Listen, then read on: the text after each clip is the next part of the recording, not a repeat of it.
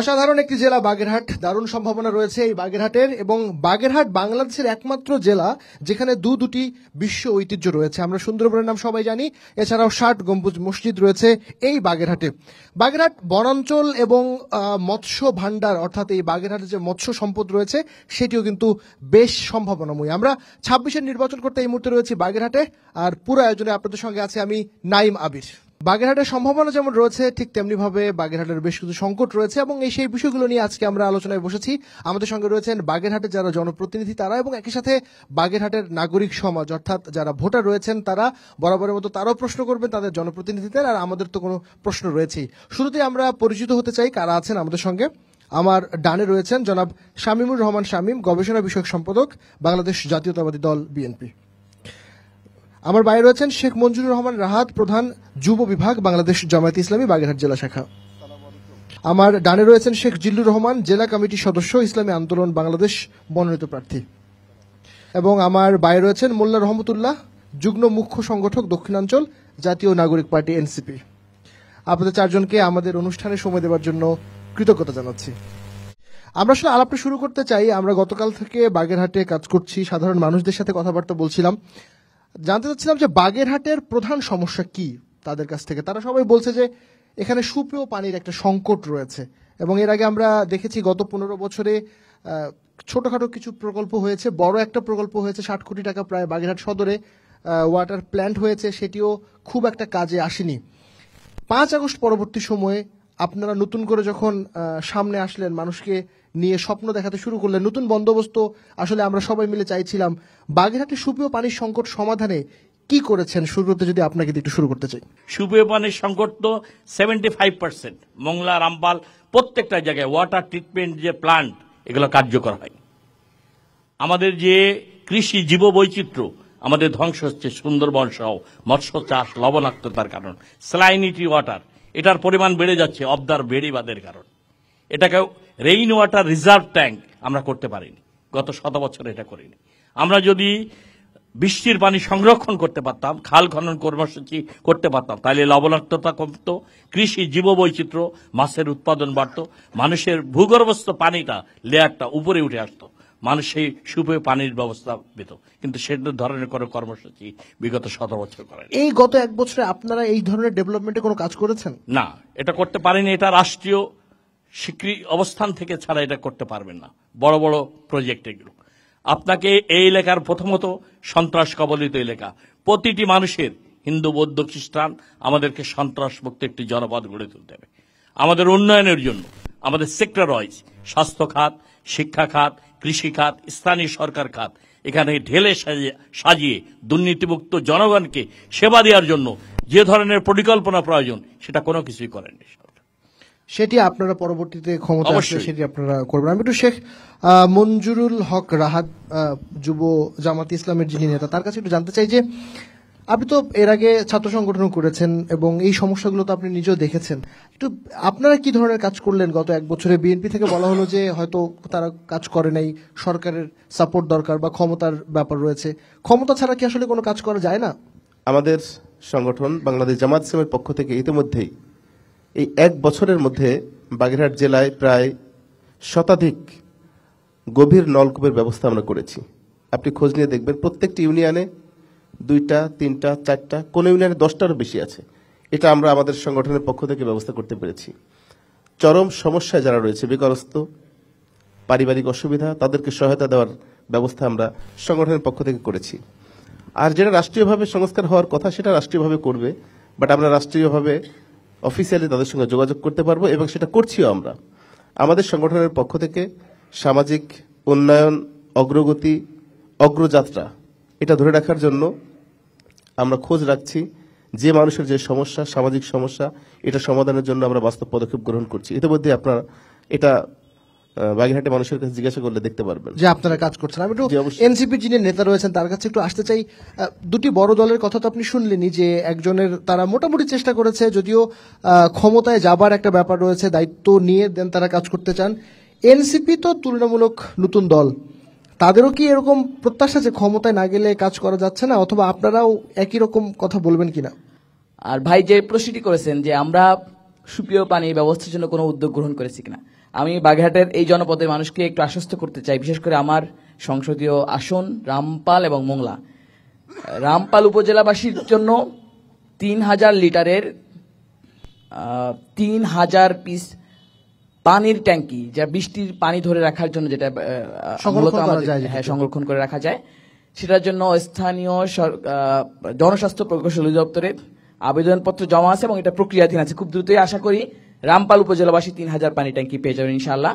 এবং মোংলা উপজেলাবাসীর জন্য 5000 পানির ট্যাঙ্কির আবেদন আমি সরাসরি স্থানীয় সরকার উপদেষ্টা মহোদয়ের কাছে আবেদনপত্র জমা দিয়েছি। উনি আশ্বস্ত করেছেন এবং উনি আমাকে যেটি আশ্বস্ত করেছেন যে আমরা ডিসেম্বরের মধ্যেই আশা করি সেই সুপেয় পানির জন্য যে সংকটটা আছে সেই সংকটের কিছুটা হলেও এই জনপদের মানুষের লাঘবের জন্য আমাদের প্রচেষ্টা হয়তো বা সার্থক হবে, আমরা কাজ করতে পারবো ইনশাআল্লাহ। আর সবচেয়ে বড় যে ব্যাপার, যে সরকারি দপ্তরগুলোতে এখনো পর্যন্ত মানুষ বিশ্বাস করে যে ওই যে ফ্যাসিবাদী যে ব্যবস্থা ওটা এখনো প্রচলিত আছে, কিন্তু আমার যে অভিজ্ঞতা লাস্ট কয়েক মাসে হয়েছে, অবশ্যই আগের চেয়ে অনেক বেশি গতিতে সরকারি দপ্তরগুলো কাজ করছে। এবং আপনারা প্রত্যেকেই রাজনৈতিক দলের প্রতিনিধি হয়ে আপনারা ওই দপ্তরগুলোতে যাবেন, এই অঞ্চলের গণমানুষের প্রয়োজনে আপনারা যদি যান তাহলে আশা করবো যে আপনারাও এই ব্যবস্থাগুলো করতে কাজ করা যাবে। আমি ধন্যবাদ আপনাকে। আমি একটু ইসলামী আন্দোলনের যিনি নেতা রয়েছেন, একটু মাইক্রোফোনটা ওনাকে দিলেন, শেখ জিল্লুর রহমান। একই রকম প্রশ্ন আপনাকে করতে চাই যে সুপেয় পানির সংকট তো রয়েছে, জলাবদ্ধতার একটা বড় রকমের সমস্যা আমরা সাধারণ যারা এখানকার নাগরিক রয়েছে তারা বলছেন বারবার। আপনাদের তরফ থেকে আপনারা কি করেছেন এইসব সংকট নিরসনে?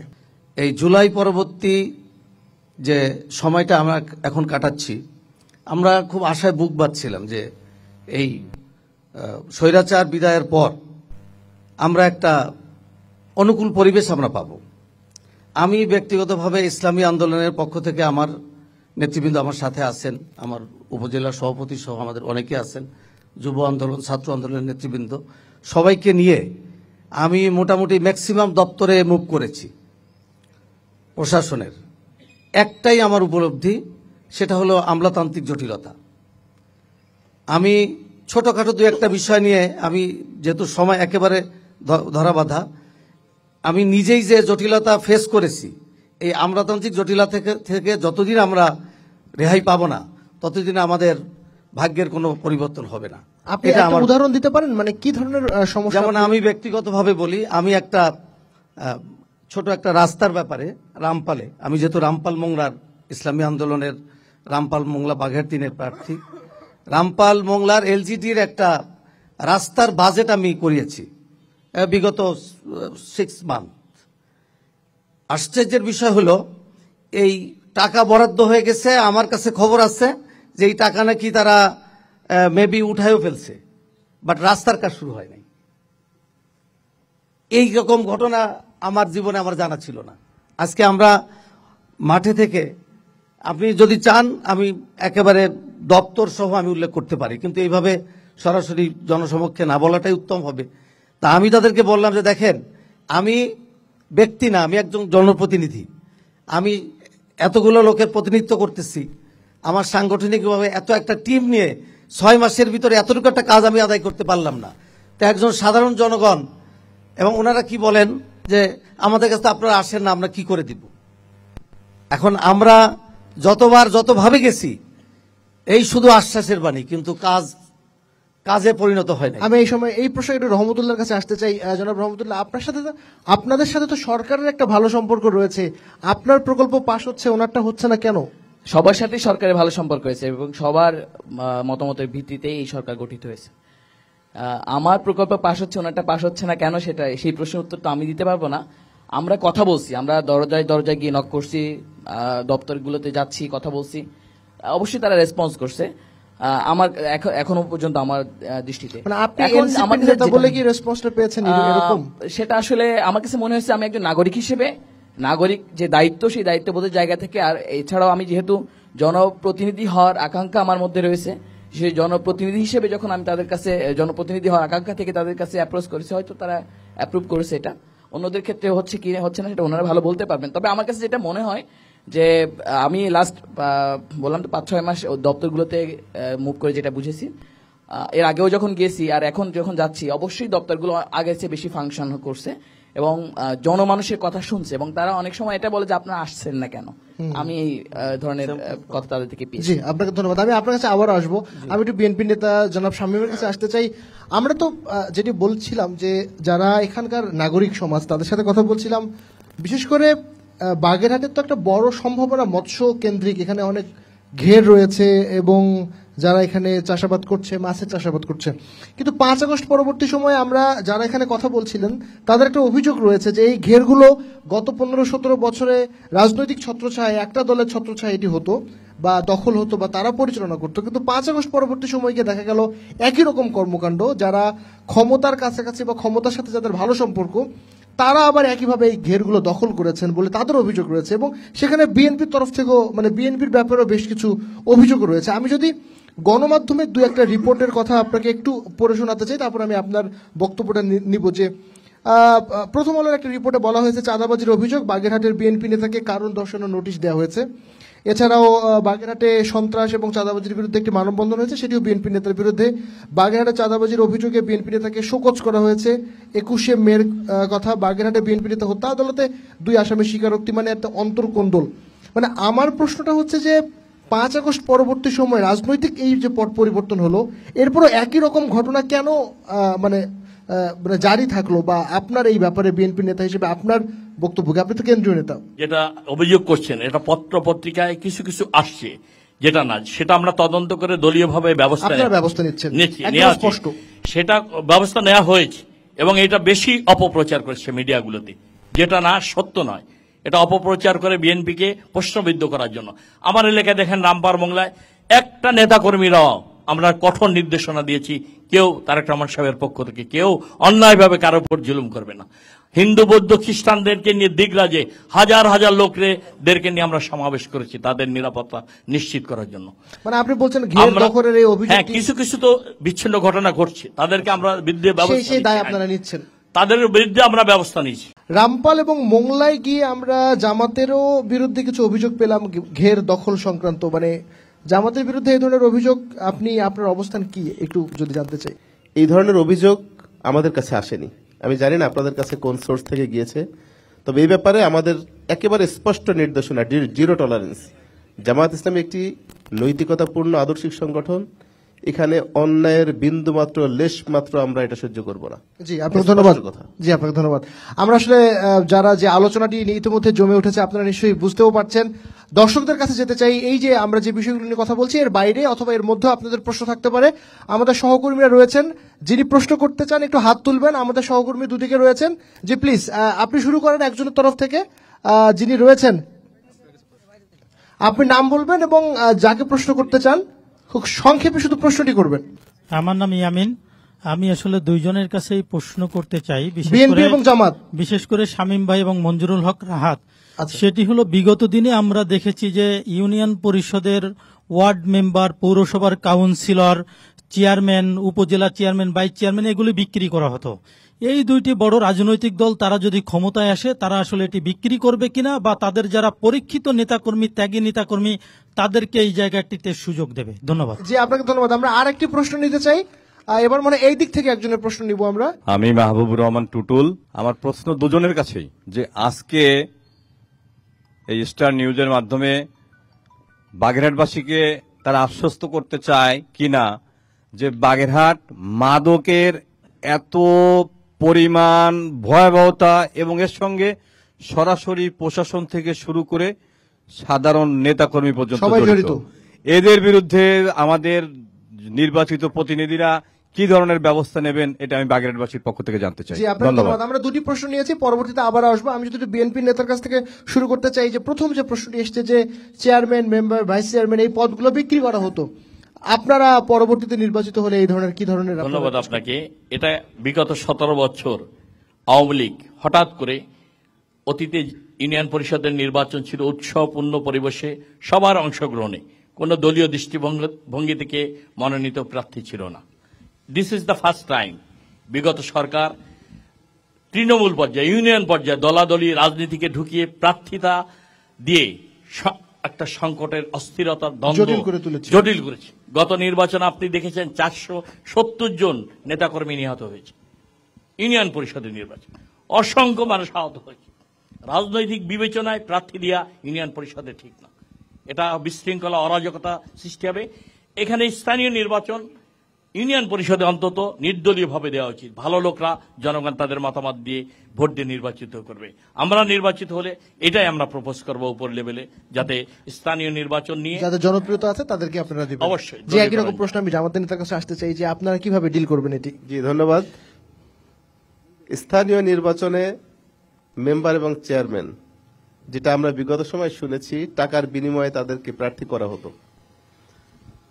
আমাদের দলের মধ্যে তো কোনো সম্ভাবনাই নেই। চেয়ারম্যান মেম্বার তো অনেক পরে, মেম্বার অফ পার্লামেন্ট ক্যান্ডিডেট কে হবে সে নিজেও জানে না। দলের কাছে চাওয়ার কোনো প্রশ্নই ওঠে না। আমাদের নীতিগত সিদ্ধান্ত, যে যে পদ চাইবে সে সেই পদ পাওয়ার ব্যাপারে অযোগ্য। সুতরাং মেম্বার অফ পার্লামেন্ট ক্যান্ডিডেটের ব্যাপারে যদি এই নীতি আমরা প্রদর্শন করে থাকি, মেম্বার চেয়ারম্যান তো প্রশ্নই ওঠে না। এটা জনগণ আসলে যাকে চাইবে, যার জনপ্রিয়তা বেশি থাকবে, সে না চাইলেও আমরা তাকেই নির্বাচন করার ব্যাপারে উৎসাহ দিব। তবে যেহেতু দলীয় নির্বাচন নয়, এটা ইন্ডিভিজুয়ালি একেবারে ব্যক্তি তার নিজের মতো করে নির্বাচন করবে, সেখানে দলীয়ভাবে সমর্থন দেওয়া অথবা কাউকে প্রার্থী করা এটা প্রয়োজন হবে না সামনে। যে এবং মাদকের বিষয়ে ধন্যবাদ।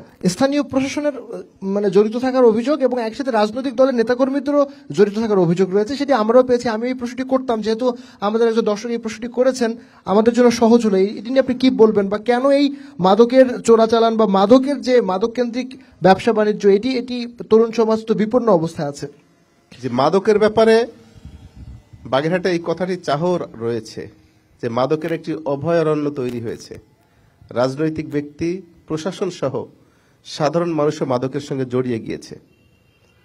আমি কয়দিন আগে একটা মিটিংয়ে কথা হয়েছিল, সেখানে এডিশনাল আইজিপি ছিলেন, ডিআইজি মহোদয় ছিলেন, বাগেরহাট জেলার পুলিশ সুপার মহোদয় ছিলেন, আমরাও ছিলাম।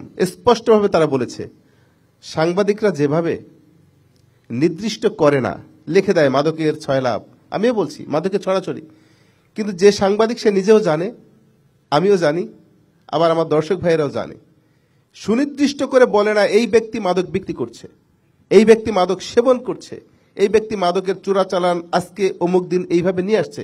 যদি সুনির্দিষ্ট সবাই আমরা করতাম, তাহলে এটা নিরোধ করা, এটা বন্ধ করা আমাদের জন্য খুব সহজ হতো। আমি তো এনসিপির নেতার কাছে আসতে চাই, মানে নির্দিষ্ট করে সাংবাদিকরাও বলতে পারছে না, পলিটিক্যাল দলের নেতারা তারাও জানতে চাচ্ছে যে কারা এটার সাথে জড়িত। মানে এনসিপিও কি একই রকম কথা বলবে 5 আগস্টের পরে কারা মাদকের সাথে জড়িত? এইটা আমরা জানি না, কিন্তু মাদক আছে সেটি আমরা সবাই জানি। দেখুন, 5 আগস্ট পরবর্তীতে আমরা যারা ছাত্র নেতা ছিলাম, আমাদের চিন্তা ভাবনা ছিল যে প্রতিষ্ঠিত যে রাজনৈতিক দলগুলো আছে তারা অতীতের যে রাজনৈতিক কালচার, সেই কালচারকে ফেলে দিয়ে নতুন রাজনৈতিক কালচার অভ্যস্ত হবে। কিন্তু আমরা যখন প্রায় দীর্ঘ 7 মাস দেখলাম যে আসলে তারা পুরনো রাজনৈতিক কালচারেই অভ্যস্ত হয়ে যাচ্ছে, নতুন কালচারের মধ্যে নয়, তখন আমরা রাজনৈতিক দল গঠনের উদ্যোগ নিই এবং রাজনৈতিক দল গঠন করি। আমরা এই বাগেরহাটকে মাদকের রুট হিসেবে, এই অঞ্চলে রুট হিসেবে ধরা হয়েছে বা বিভিন্ন প্রতিবেদনে উঠে এসেছে। কয়েকদিন আগে আপনি দেখছেন একজন গণমাধ্যম কর্মীকে হত্যা করা হয়েছে এই মাদকের নিউজ করার কারণে। কারা মাদকের শেল্টার দাতা, কারা মাদকের আমদানিকারক, কারা এই মাদক সেবনকারী, প্রত্যেকটা তথ্যই আমাদের যে প্রতিষ্ঠিত রাজনৈতিক দলগুলো, দলের নেতৃবৃন্দ এনারা জানেন, গণমাধ্যম কর্মীরা জানেন, স্থানীয় নেতৃবৃন্দ জানেন। কিন্তু তারা ওই যে তাদের ভয় যে আমার ভাই আমাকে মেরে দেয় কিনা। যিনি ইসলামী আন্দোলনের নেতা তার কাছে আসতে চাই, মানে কারা মাদকের সাথে জড়িত? আপনিও কি বলতে অসুবিধা আছে? আপনি যদি বলার চেষ্টা করেন আর কি। আমাদের শিক্ষা ব্যবস্থা, আমি যেহেতু এডুকেশন জগতে আছি, আমি মনে করি শিক্ষা, আমাদের যে শিক্ষা প্রতিষ্ঠানগুলো আছে এই প্রতিষ্ঠানগুলোতে এই ব্যাপারে আমাদের মাদকের সুফল কুফল বা এটা পরলৌকিক ক্ষতি, এই বিষয়গুলো আমার মনে হয় যারা আলোচনা হওয়া উচিত। এবং সামাজিকভাবেও আমি মনে করি যে আপনি একটা জিনিস দেখবেন যে কোনো একটা ওয়াজ মাহফিলে যখন আমরা যাই, কোনো একজন ইসলামিক স্কলার যখন কথা বলেন, ওই সময়টা আমাদের মনের একটা ভালো অবস্থান থাকে। তো আমাদের আসলে এইরকম কিছু কিছু প্রোগ্রাম করা, সেমিনার আয়োজন করা, মানুষকে বোঝানো, আখেরাত বোঝানো, দুনিয়ায় যদি আমি ভালোভাবে চলি, আখেরাতও আমার জন্য পুরস্কারের ব্যবস্থা আছে। জি। আমরা মানে এই জায়গাগুলোতে একটু আমাদের চিন্তা করা উচিত, প্রচলিত পদ্ধতির বাইরে।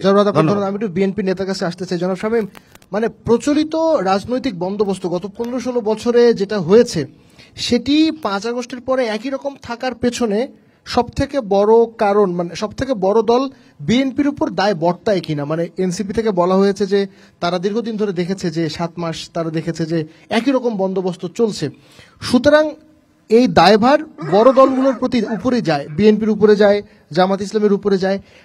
তাহলে মাদকের এই যে নতুন করে যে শুরু হলো সেটির দায়ভারও কি বিএনপির উপরে বর্তায় কিনা বা জামাতের উপরে বর্তায় কিনা, আপনি কি উত্তর দিবেন? ধন্যবাদ আপনাকে, আপনি গুরুত্বপূর্ণ প্রশ্নটার অবতারণা করেছেন, আপনাকে আমি ধন্যবাদ জানাই। দেখুন, গত 17 বছর যাবৎ আপনার রাষ্ট্রের পৃষ্ঠপোষকতায় রাজনৈতিক শক্তির তত্ত্বাবধানে এই ধরনের অবাধ পদচারণা, মাদক বলেন, সরকারি অফিসগুলোতে বলেন, দুর্নীতি বলেন, বিভিন্ন সেক্টর ওয়াইজ, কৃষি, স্বাস্থ্য, আপনার শিক্ষা, স্থানীয় সরকার ব্যবস্থাপনা, গুরুত্বপূর্ণ 4টি সেক্টর, প্রত্যেকটি সেক্টরে আমাদের বিগত সরকার কি করেছে, তরুণদেরকে, যুবকদেরকে অস্ত্র হাতে তুলে দিয়েছে শিক্ষাঙ্গনে, আর মাদকে আসক্ত করেছে, তাদেরকে রাজনৈতিক হাতিয়ার হিসেবে ব্যবহার করেছে শুধুমাত্র অবৈধভাবে রাষ্ট্রীয় ক্ষমতায় থাকার জন্য, আর এগুলো অর্থবিত্ত বৈভবের মালিক হয়েছে।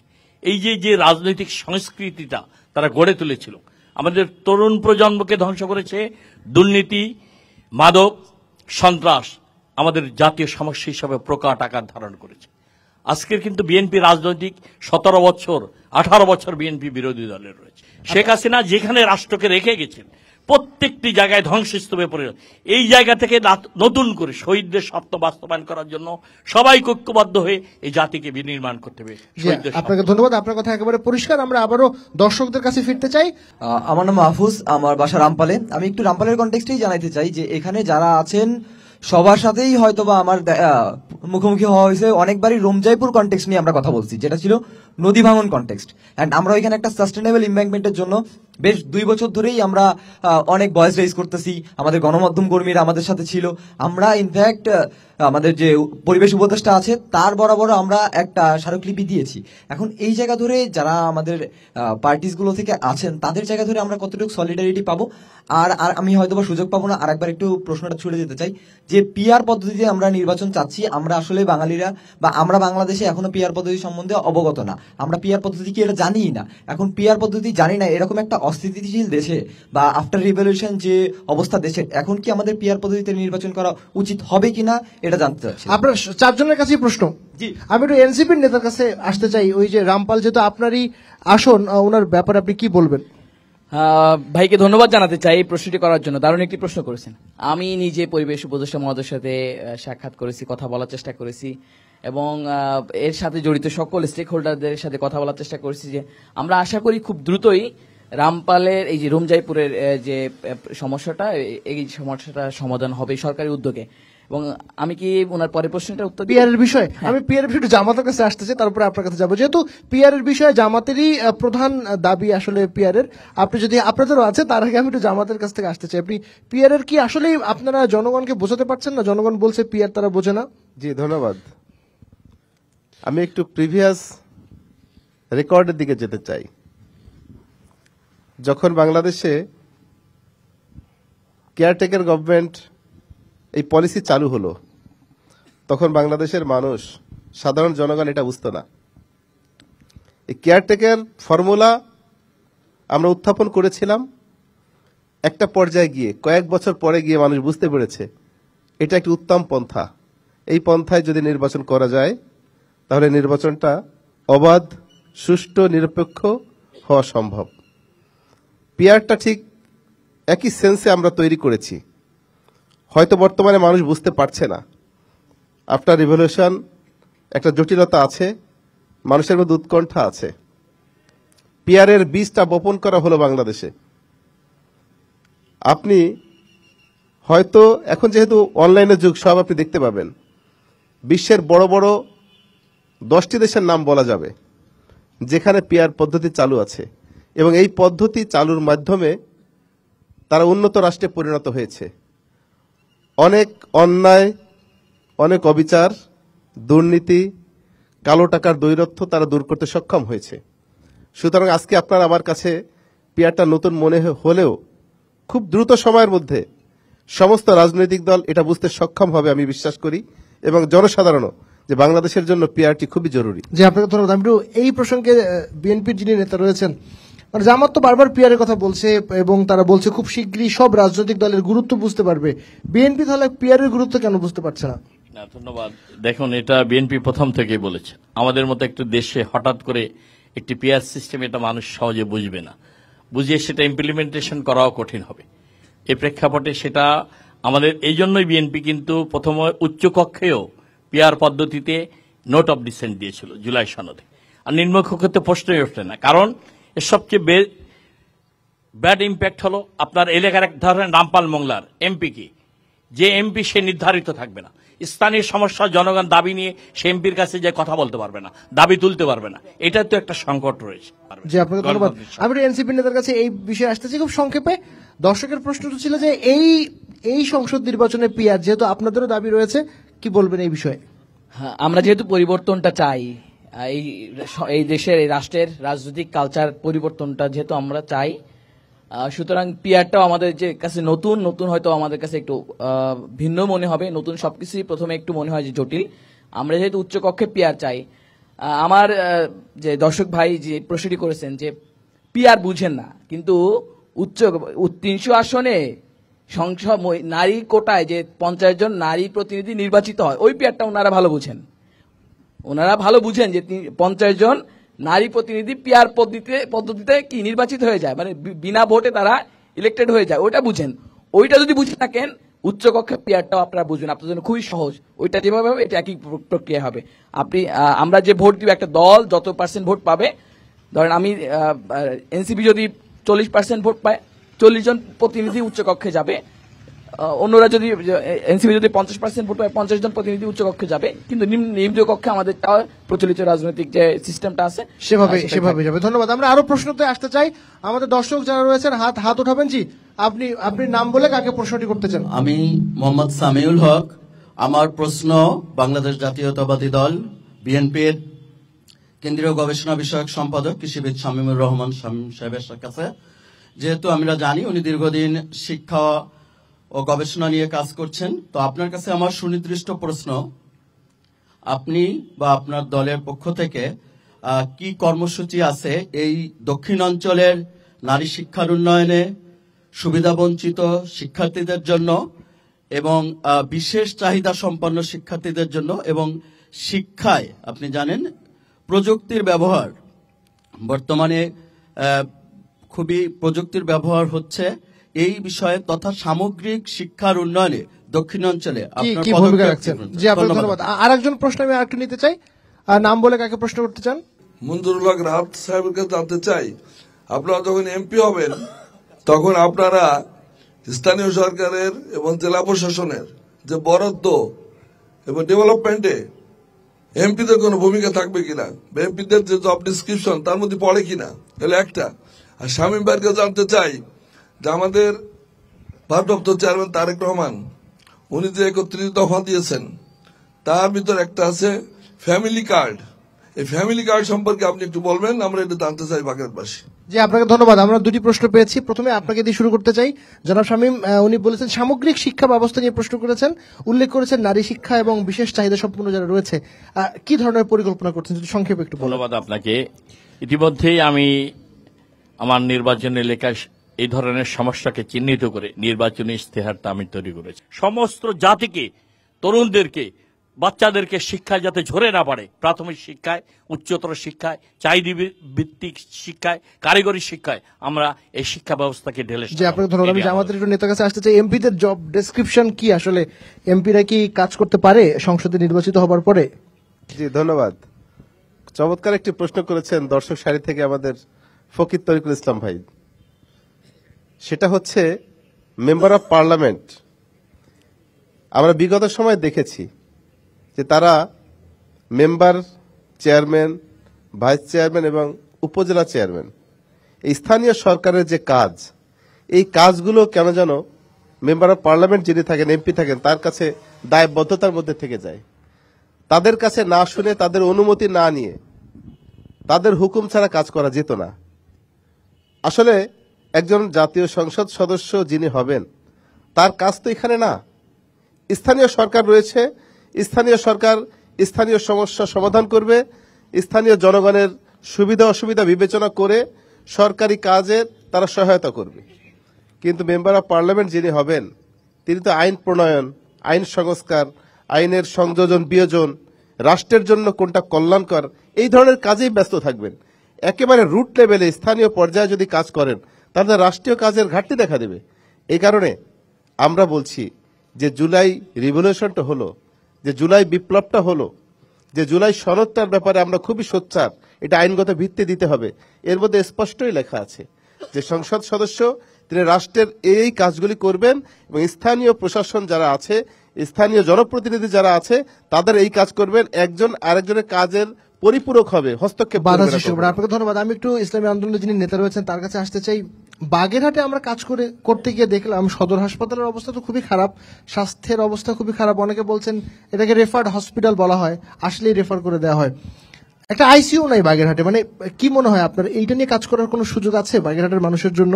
আমাদের যে বরাদ্দ আছে, বিশেষ করে স্বাস্থ্য খাত, শিক্ষা খাতের অবস্থাও অনেক করুন। শামীম ভাইয়ের যে উদ্যোগের কথা আমি শুনলাম, আমি স্বাগত জানাই এবং আমি এডুকেশন জগতে আছি। আমিও চাই যে এই এডুকেশন এবং হেলথ, এই দুইটা ক্ষেত্র নিয়ে আমাদের কাজ করার অনেক প্রয়োজন রয়েছে এবং বিশেষ করে সরকারি যে বরাদ্দগুলো রয়েছে, এটা যদি আমরা সঠিকভাবে আমরা যদি ইমপ্লিমেন্ট করতে পারি ইনশাআল্লাহ, এবং আমরা যদি আমাদেরকে যদি রাষ্ট্র পরিচালনার দায়িত্ব আমরা পাই ইনশাআল্লাহ, আমরা এ ব্যাপারে যথেষ্ট শিক্ষা এবং স্বাস্থ্য নিয়ে কাজ করব। ধন্যবাদ। আমরা একেবারে শেষ পর্যায়ে রয়েছে, দর্শকদের আর দুটি প্রশ্ন নিব। আমি জাতীয় নাগরিক পার্টি এনসিপির মাননীয় সংসদ সদস্য পদপ্রার্থী ভাইয়ের কাছে প্রশ্ন করতে চাই। ভাই, রামপাল এবং মোংলাতে একটি আসন, রামপালে 10টি ইউনিয়ন এবং মোংলাতে 6টি ইউনিয়ন। সেখানে মোংলাতে যদি আমরা বিভিন্ন জায়গায় ঘোরাঘুরি করি, সেখানে দেখতে পাই প্রতিটি ঘরে বিভিন্ন বিরাগ, বিভিন্ন অফিসিয়াল সরকারি ভবন থেকে বিভিন্নভাবে প্রত্যেকটা ঘরে 3 থেকে 4টি করে ট্যাঙ্কি সেখানে আছে। সেক্ষেত্রে সেখানে আপনি আবার কেন রামপালে 10টি ইউনিয়নের জন্য 3000 এবং মোংলার জন্য 5000 ট্যাঙ্কির ব্যবস্থার জন্য আবেদন করেছেন? এই বিষয়টা আমি একটু জানতে চাই। অসংখ্য ধন্যবাদ আপনাকে। আমি এনসিপির নেতার কাছে আসতে চাই, পর্যাপ্ত ট্যাঙ্কি থাকার পরও কেন ট্যাঙ্কির আপনি অর্ডার করলেন? নাকি এখানে কোনো ধরনের যোগসূত্র আছে কিনা? আমি যদি উনি বলেন না, আমি নিজেই প্রশ্নটি করলাম আর কি। ধন্যবাদ জানাতে চাই প্রশ্নটি করার জন্য। কারণ হলো রামপাল উপজেলার 6টা ইউনিয়ন হলো আপনার লবণাক্ত এলাকা। বাকি যে 4টা ইউনিয়ন আছে সেখানে টিউবওয়েল দিয়েই মোটামুটি পানি তারা সংগ্রহ করতে পারেন। সুতরাং আর এই রামপাল উপজেলা এবং মোংলা উপজেলার মধ্যে, রামপাল উপজেলা ইতিমধ্যে এমন বরাদ্দ হয়েছে, আমি যেটা দেখেছি, আমি এক্সাক্ট ডকুমেন্টস আমাকে বলতে পারছি না, যার কারণে ওই ক্ষেত্রে ওই সুযোগটা আসলে ছিল না। আর একটা বাড়ির 1-2টা ট্যাঙ্কিতে আসলে পর্যাপ্ত না। মানে সারা বছর পানি সংরক্ষণের জন্য 2000 লিটারের বা 1500 লিটারের বা 1000 লিটারের একটা ট্যাঙ্কি আসলে কি বাস্তবিক অর্থে যৌক্তিক? একটা বড়, এটা মনে হয় সবচেয়ে বড় প্রকল্প হতে যাচ্ছে রামপাল মোংলার জন্য, যে 3000 লিটারের পানি ট্যাঙ্কি, যেটা আগে অল্প কিছু সীমিত এসেছিল। এবার যদি এই প্রকল্পটা বাস্তবায়ন হয়, আশা করি যে অনেকাংশে এই সুপেয় পানির যে কষ্টটা লাঘব হবে ইনশাআল্লাহ। জি, আপনাকে ধন্যবাদ। আমি জামাতের নেতার কাছে আসতে চাই। আমরা একেবারে শেষ পর্যায়ে আছি, খুব সংক্ষেপে জানতে চাই যে চিংড়ি, এবং যদিও এখন চিংড়ি চাষ থেকে আবার স্বাদু পানির মাছও চাষ হচ্ছে এখানে, আবার অনেক প্রশ্নও রয়েছে। চিংড়ির জন্য আলাদা করে ঘের করে দেওয়া, জায়গা নির্ধারণ করা, সেটি হয়নি, ধানের ক্ষেত নষ্ট হচ্ছে। সার্বিকভাবে এটি নিয়ে আপনাদের পরিকল্পনা জানতে চাই। জি, আপনারা হয়তো অনেকেই জানেন যে বাংলাদেশে একমাত্র চিংড়ি গবেষণা কেন্দ্র যেটা বাগেরহাটে অবস্থিত রয়েছে, আমাদের এই ব্রিজের ওপারেই একমাত্র চিংড়ি গবেষণা কেন্দ্র। সুতরাং আমাদের এখানে যে চিংড়ি গবেষণার জন্য কেন্দ্র নাই, কথাটা সঠিক না। দ্বিতীয়ত, আমরা বড় একটা রেমিটেন্স যেটা বলবো, সেটা বাগেরহাট আমরা বঞ্চিত হই। কারণ আমাদের বাগেরহাটে সাদা সোনা যেটাকে বলি, হোয়াইট গোল্ড, চিংড়ি চাষ হয়, উৎপাদন হয়। আমরা এর 95% বলা যায় চলে যায় সব খুলনাতে। খুলনায় সব ফ্যাক্টরিগুলো রয়েছে, যে ফ্যাক্টরিতে প্রসেসিং এর মাধ্যমে এটা বিদেশে এক্সপোর্ট হয়। যে খুলনায় আমরা পাঠানোর কারণে এই রেমিটেন্সটা খুলনার জনগণ উপকৃত হয়, খুলনা অর্থনৈতিক ডেভেলপ হয়, আমরা অর্থনৈতিকভাবে সেইভাবে আগাতে পারি না এই ক্ষেত্রে।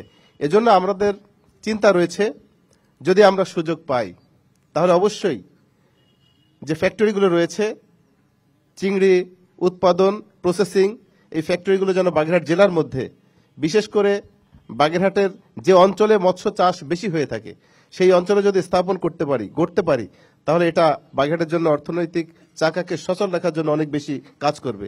সেখানে অনেক ম্যান পাওয়ারও খাটতে পারবে এবং অর্থনৈতিক চাকাও সচল হবে। জি, আপনাকে ধন্যবাদ। আমি ইসলামী আন্দোলন নেতার কাছে আসতে চাই একই রকম প্রশ্ন, এবং একসঙ্গে আমি একটু যুক্ত করে দিতে চাই জলাবদ্ধতার বিষয়টি। যদি আমরা খানিকটা আলাপ করেছি, এই বিষয়গুলোকে নিয়ে আপনি সামনে কেমন বাগেরহাট দেখতে চান, বা আপনার প্রতিশ্রুতি কি এই যে জনগণের উদ্দেশ্যে?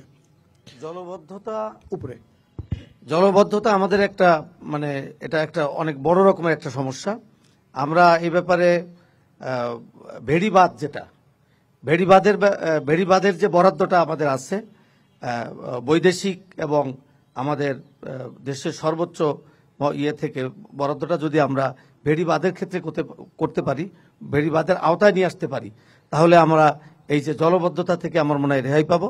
এবং বিশেষ করে সাদা সোনা যেটা আমরা চিংড়ি মাছ যেটা, এই চাষ থেকে আমরা প্রচুর পরিমাণে বৈদেশিক মুদ্রা অর্জন করা সম্ভব হবে। জি, আমি একটু বিএনপির নেতার কাছে আসতে চাই, একেবারে শেষ প্রশ্ন করতে চাই।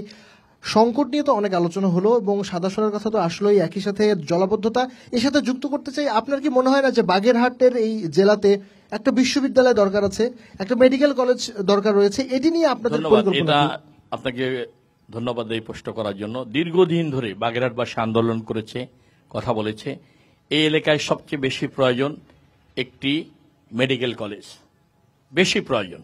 এবং এই হসপিটালটাকে মানসম্মত সবার জন্য স্বাস্থ্য সেবা নিশ্চিত করার জন্য, সবার জন্য স্বাস্থ্য এটা নিশ্চিত করার জন্য এখানে একটা মেডিকেল কলেজের পাশাপাশি এই 250 বেড হসপিটালকে 500 বেডে রূপান্তরিত করে স্বাস্থ্য সেবা নিশ্চিত করার জন্য একটা পদক্ষেপ নেওয়ার আমাদের পরিকল্পনা রয়েছে।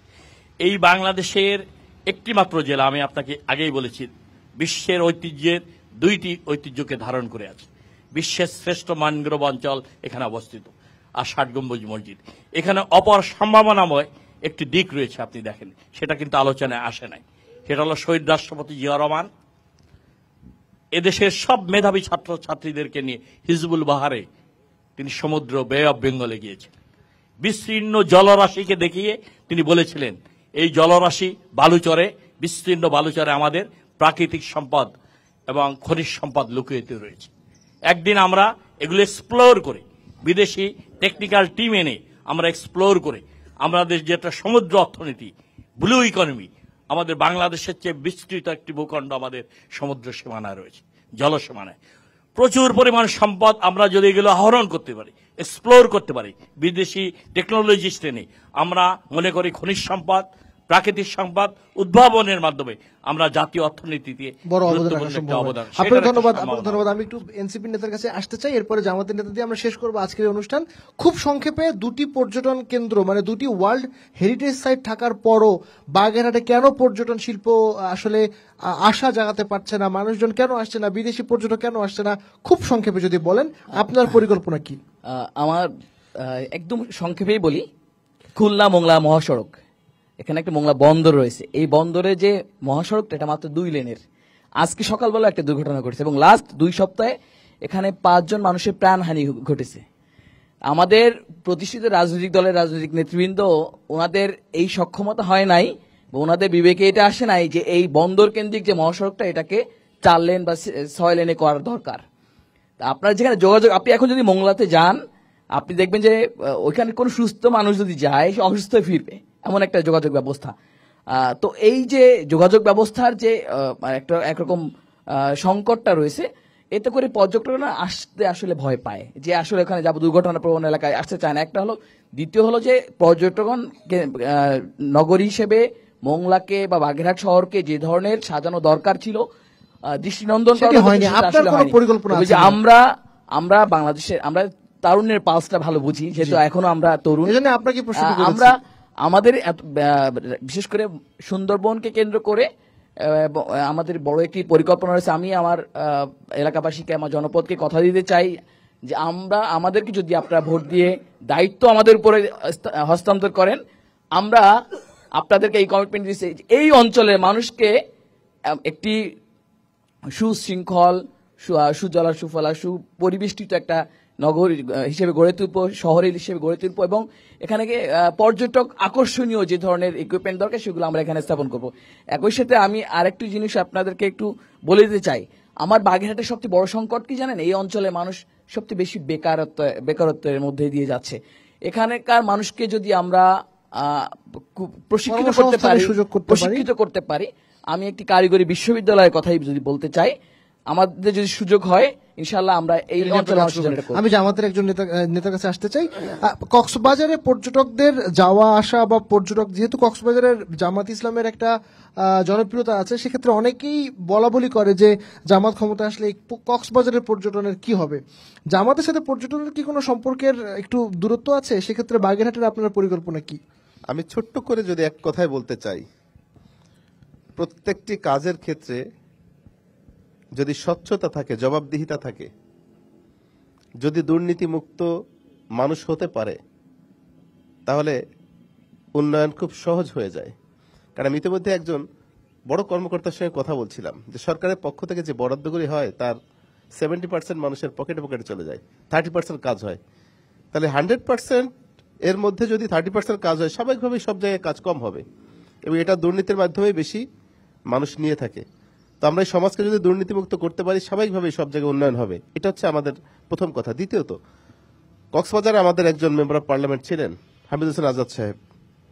তো তিনি তো কক্সবাজার এমপি থাকা অবস্থায় সেখানে পর্যটন কেন্দ্র একটু পিছিয়ে যায়নি, আরো এগিয়ে গিয়েছে। তখন 4 দল ক্ষমতায় ছিল, সামনের দিকে এগিয়েছে। তো তিনি, আমি মনে করি, ব্যক্তিগতভাবে দুর্নীতিমুক্ত একজন মানুষ ছিলেন। এটা সম্ভব হয়েছে। আমরাও বাগেরহাটে যে পর্যটনের অপার সম্ভাবনা রয়েছে, এই সম্ভাবনাকে কাজে লাগাতে চাই। সেটা আমরা চেষ্টাও করছি। সাথে একটু এডিশন আমি একটু বলবো, সেটা হচ্ছে আমি একজন যুবক, তো যুবদের জন্য কিছু করা আমার বড় একটা পরিকল্পনা। যেহেতু বাগেরহাটের আজকেই শেষ কথা এখন, তো যুবকদের যদি মাদক থেকে ফিরিয়ে বেকারত্ব দূর করার জন্য কর্মের দিকে ধাবিত করা যায়, তাহলে অবশ্যই বাগেরহাটের চেহারা পরিবর্তন হয়ে যাবে। এটা আমরা সেটা করবো ইনশাআল্লাহ, এটা কমিটমেন্ট আমাদের। জি, আপনাকে অনেক ধন্যবাদ। আমরা সময় দিতে পারছি না, আপনি একেবারে 30 সেকেন্ডের যোগাযোগ ব্যবস্থা নিয়ে কিছু বলতে চান? যেহেতু মানে রাজনীতিবিদদের কথা বলেছেন, আপনাদের ব্যর্থতাকেও আসলে উল্লেখ করা হয়েছে, একটু 30 সেকেন্ডে একটু বলতে চান কিনা? জি, 18 বছর তো বিএনপি ক্ষমতায় ছিল না। দীর্ঘদিন ধরে আমাদের রামপাল মংলার খুলনা মংলা মহাসড়ক, যেটা আপনি দেখেছেন, অনেক দুই পাশে শিল্প কলকারখানা গড়ে উঠেছে। সন্ধ্যার পর প্রতিদিনই অ্যাক্সিডেন্ট হচ্ছে এখানে। আমরা দীর্ঘদিন ধরে দাবি করেছি, কথা বলেছি চিফ ইঞ্জিনিয়ারের সাথে, আমাদের সড়ক ও জনপথের আমাদের ডিসি সাহেবের সাথে কথা বলেছি, আঞ্চলিক প্রধানের সাথে আমরা কথা বলেছি। তারা আমাদেরকে আশ্বস্ত করেছেন বিগত এই সরকারের পট পরিবর্তনের কারণে তারা এটা স্থবির হয়ে কাজ করতে পারে। অবশ্যই এটা হলো মংলা নদীর উপর সেতু, একটা ভয়ঙ্কর পরিস্থিতি মংলায়, রামপাল নদীর উপর সেতু, খুলনা মংলার মহাসড়ক মিনিমাম 4 লেন আমরা যাতে নিরাপদ সড়ক নিশ্চিত করতে পারে, এটার জন্য আমাদের দাবি রয়েছে। আমরা সর্বোপরি যেটা চাই, এই বাগেরহাটকে সন্ত্রাসমুক্ত, দুর্নীতিমুক্ত, মাদকমুক্ত, উন্নয়নের, কর্মসংস্থানমুখী, তরুণদের কর্মসংস্থানমুখী করে কলে কারখানায় মাঠে ঘাট উৎপাদন বৃদ্ধি করে একটা স্বনির্ভর দেশ গড়ে তুলতে। আপনাকে অসংখ্য ধন্যবাদ। আপনাদের চারজনকে অনেক অনেক ধন্যবাদ আমাদেরকে সময় দেওয়ার জন্য। একই সাথে ধন্যবাদ জানাতে চাই আজকে যারা দর্শক অতিথি রয়েছেন, যারা নাগরিক সমাজ রয়েছেন, বিশেষ করে ভোটার, তাদেরও প্রশ্ন করেছেন, তাদের প্রশ্নের উত্তর দিয়েছেন। সব থেকে যেটি বড় ব্যাপার এখানে আজকের এই স্টার নিউজের এই 26 নির্বাচনে যেটা ঘটলো, সেটি হলো বাগেরহাটের যে সম্ভাবনা রয়েছে, সেই সম্ভাবনা নিয়ে কোনো ধরনের কোনো অনিশ্চয়তা বা কোনো রকমের কোনো প্রশ্ন নেই।